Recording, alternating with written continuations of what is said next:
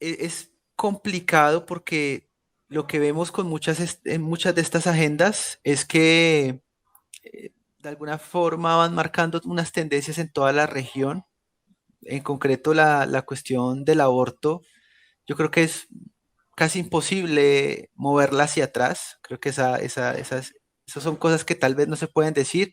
Hay que mencionar además que este libro no es un libro que trate temas concretamente de ideología de género, aborto, algo por el estilo. Muchas personas de pronto están pensando que es un libro Mm, parte 2 del libro negro, algo por el estilo. No, este es un libro que, es más, busca acercar a esos sectores a la política, porque de hecho muchos de esos sectores solo se unen para esa causa y después van y votan a la izquierda, que es la realidad, que es lo que pasó en Colombia. En Colombia, Juan mencionaba la cuestión del aborto hasta la semana 24. Bueno, tuvo una peor votación todos los sectores cristianos en Colombia, tuvieron una peor votación. O sea, te despenalizan el aborto una semana antes de elecciones y te va peor que hace 4 años. Entonces, algo está pasando en la educación, hace falta una cierta educación política en las iglesias, necesaria. Obviamente hay muchas personas que dicen, no, por Dios, acá nada de eso, etcétera, etcétera, pero después se están quejando cuando todo esto avanza y pasa por encima. Creo que en la medida en que el progresismo se vaya volviendo la tendencia en nuestra región, que no es tanto como en el contexto europeo, porque es una realidad que en Europa vemos dos sentimientos que imperan en la sociedad, el sentimiento de arraigo de un sector que siente que la globalización va demasiado lejos, que la gobernanza va demasiado lejos, que sienten que están perdiendo su identidad, sus raíces, su modo de vida y creen que todo esto está en peligro. Y por otro lado, tenemos un sentimiento de liberación de otro sector, de emancipación es la palabra en concreto, y ese sentimiento de emancipación del otro sector, más tradicionalmente en las izquierdas, pues es un sentimiento que es el ciudadano del mundo, la sociedad abierta, el gobierno global, ¿no? La gobernanza mundial, etcétera. Y hay unos sectores que dicen, no, ya esto avanzó muchísimo, yo quiero mi cultura, mi tradición, mi identidad. Y creo que la nueva derecha, digamos, surge en países o en contextos donde se da esa situación. Acá al parecer esa izquierda va a seguir avanzando. Hoy vemos que apenas la izquierda está logrando una nueva ola del socialismo del siglo XXI. Chile, bueno, Argentina, muchos de estos países, Perú, etcétera. Colombia posiblemente ya a puertas de ello, pero les menciono que al menos en la última elección ganó la izquierda gana Congreso, gana Cámara, Senado y la izquierda gana coaliciones. mm. Falta ver qué puede pasar en primera y segunda vuelta, pero en este momento la izquierda va ganando en el país. Y lo mismo, creo que Juan lo estaba mencionando por el final, Brasil, que lo más seguro es que vuelva un Lula, siguiendo la tendencia de toda la región, y es que todos los políticos o partidos que fueron gobierno pierden. Todos han perdido y ha sido la tendencia de la región, seguramente esa sea la situación que vamos a ver, ¿no? Pandemia, todo esto, todos han perdido la elección. Y algo muy pequeño sobre la derecha o la nueva derecha, como mencionaba Eric, tengo la cita, ¿no? Él dice, más que derecha, esto es una nueva derecha porque hay nuevos contextos, nuevas amenazas, nuevos adversarios, nuevas articulaciones políticas y nuevas estrategias que lo llevan a pensar que nueva derecha es un candidato que si bien es poco original, dice, reúne condiciones básicas para denominar la cadena equivalencial propuesta. Una nueva derecha es una invitación a delinear políticamente un nuevo nosotros. Nueva derecha para aglomerar diferentes sectores políticos, o sea, nueva derecha como cadena equivalencial que permita que ahí dentro de esta hayan libertarios que no son tan economicistas, ¿cierto? Patriotas que no terminan en una xenofobia, digamos, sectores conservadores que no terminen defendiendo una suerte de una sociedad que no se mueve hacia ningún lado, ¿no? Al mismo tiempo él dice, ¿no? Sectores religiosos, pues que entiendan que hay que ingresar a la política, hay que hacer política, etcétera. Y esa es la cadena equivalencial. Yo diría que el propio Agustín Laje ha sido una cadena equivalencial, porque cuando estuvo dando su conferencia acá en Colombia, Agustín logró lo que no se había podido lograr, que llegaran católicos, cristianos, que llegaran libertarios, conservadores, patriotas, Y yo te lo digo, al menos en Colombia, en los sectores cristianos y con tantas agrupaciones que tenemos, eh, no se encuentran ni por poquito, digamos, Ujú. no se ven a la cara. Y hay algunos sectores católicos, aunque muy minoritarios, muy radicales, digamos, muy extremistas, que son anticristianos. Eh, Agustín sirvió como una cadena equivalencial porque ahí hubo de todo, ¿no? Liberales, patriotas, en fin, todos se pudieron reunir y una nueva derecha busca delinear eso, ¿no?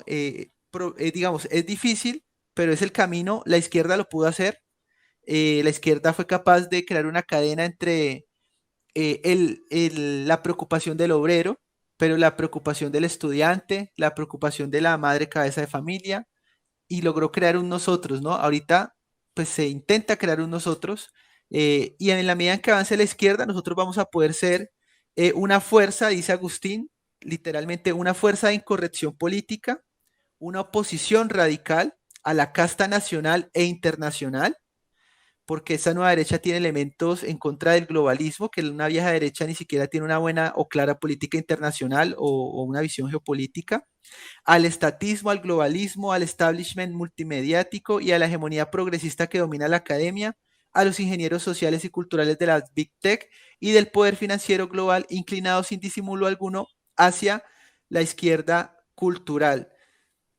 A muchos de nosotros tal vez nos falta ser oposición. ¿Por qué todos los líderes de la batalla cultural son de Argentina? O sea, ¿y por qué hay tantos líderes pro vida en Argentina? Porque ustedes fueron oposición.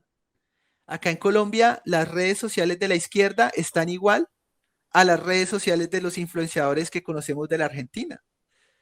Hace poco llegó a Congreso un influencer con la tercera votación más alta en Congreso de oposición, de izquierda, haciendo videos en YouTube y en Facebook, que además son los que permiten convertir mayormente eh, seguidores en votos, seguidores, convertirlos en votos, no tanto otras plataformas como Twitter y demás. Ujú. Entonces creo que en el caso colombiano, que es bastante complicado, tendríamos que ser oposición. Y obviamente uno dice esto y salen 20 personas encima y te dicen, ah, tú ya te volviste petrista, izquierdista o algo por el estilo. Pero es la realidad, si eso no sucede, acá no vamos a crecer nunca. Va a seguir esta batalla así, nos hundimos lentamente, pero no crecemos. La izquierda tiene las redes, o sea, así como un Danan tiene las redes, yo te menciono gente que tiene las redes igual a las de Danan, igual a las de Agustín, igual a las de Milei, porque la izquierda ha sido oposición, más allá de que acá no hay una verdadera derecha, han sido oposición de esa pseudo derechita, ¿no? Ujú. Y me gustaría a Eric preguntarle, bueno, primero hablabas hoy de este tema Juan, de te agrego Europa. una sola Sí, cuestión ahí de lo que sí. mencionaba, que está muy bueno lo que mencionaba y que citaba del libro Alejandro, y esto más o menos yo no lo tengo acá, pero más o menos lo que recuerdo. Y el punto es, cuando habla de toda esta cadena de equivalencial y de que hay que articularse, que vos usabas esa palabra también y demás, bueno, en el libro está muy bien explicado de dónde viene todo esto de articularse en una cadena equivalencial y demás. Y por eso insisto en que el libro hay que leerlo con paciencia, por más que uno no entienda absolutamente todo, porque no es un libro fácil y no está para ser fácil. Y esto Agustín lo ha dicho varias veces, digamos, no hay que entretenerse con el libro. Si uno Claro. quiere No hablar un de libro esto, no hay de que estar. tanto de divulgación Claro, en y todo además de que punto. hay que meter, si uno quiere involucrarse, hay que poner un poco de esfuerzo, y por más que no se esté divirtiendo al leer, bueno, hay que leer lo que uno entienda, y eso es un consejo que siempre me da: lee el libro, y si entendés la mitad, bueno, entendiste la mitad, pero por lo menos léelo y entendiste la mitad, y después en algún otro momento capaz lo leas y entiendas casi todo o todo. El punto es, fíjate que cuando se habla de cadena equivalencial, de articulación y demás, se está hablando de lo que la izquierda hace con la CLO, lo que intentan explicar en cuanto a la hegemonía y demás, la CLO y Muffet. Y cuando estamos hablando de eso, que nosotros, la nueva derecha, está ahora tratando de empezar a hacerlo con libros como el de Agustín, que es uno de los primeros libros que toca este tema, o que incluso con el libro negro que va hacia la parte cultural y demás. Esos son libros que tienen 5 o 6 años. ¿No? Y el libro de Lacroix y Muffet fue escrito en el año 85, si no mal no recuerdo, 86, mediados de los 80. Entonces ya tenemos ahí, fíjate, algunas décadas de atraso en esta batalla cultural. Entonces, cuando uno ve esa década de atraso en cuanto a lo que es batalla cultural, en cuanto a lo que es lo intelectual, ¿no? En cuanto a aquella lo que es la generación de contenido y de involucrarse y de entender que hay una batalla cultural que se está dando. Y eso, si no nos remontamos, y este recorrido también lo hace Agustín muy bien, si no nos remontamos a Gramsci, ¿no? Si no nos remontamos a comienzos del siglo pasado, porque, digamos, te estoy diciendo de la Chloé Moffett que estamos a algunas décadas atrás. Bueno, si nos remontamos a Gramsci, a la Escuela de Frankfurt y demás, estamos un siglo atrasados respecto de esta batalla cultural que da la izquierda. Entonces, cuando uno plantea todo esto, hay que entender en gran medida eso. Después hay otras cuestiones que también toca Agustín en el libro, que vos hablabas, por ejemplo, la agenda del aborto, cómo hacemos para venir atrás esta agenda que ya viene dada, y yo digamos, en alguna medida digamos, concuerdo con Alejandro, que es muy difícil dar esta... No creo que sea imposible para nada, pero es algo que se puede dar vuelta, yo creo, a mediano, largo plazo. Fíjate que acá en Estados Unidos se rebrotó con Trump un poco el debate en cuanto al aborto y se quería retrotraer en algunos estados, que uno cree esa batalla las cree perdidas, porque uno ve cómo avanza la agenda y dice, de esto no se vuelve para atrás nunca, así como no se vuelve atrás de ciertos impuestos que uno dice, te pusieron este impuesto, nunca más lo van a retrotraer, o crearon el Ministerio de la Mujer, nunca más ningún político se lo va a jugar y va a ir a eliminar el Ministerio de la Mujer, porque parece una locura, y sin embargo es lo que correspondería, ¿no?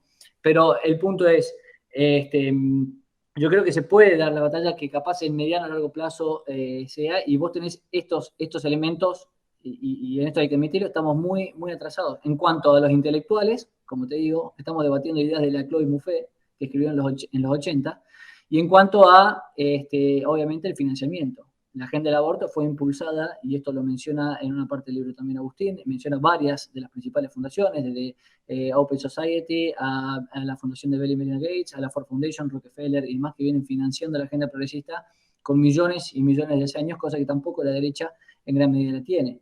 Que pueda surgir financiamiento, que, bueno, eso es parte justamente de darle esta batalla. Yo creo que primero vienen las ideas y luego habrá grandes fundaciones que quieren defender determinadas ideas porque quieren defender determinado tipo de sociedad que uno logra impulsar o intentar mantener con estas ideas. Entonces, simplemente remarcar un poco eso de lo que mencionó Alejandro.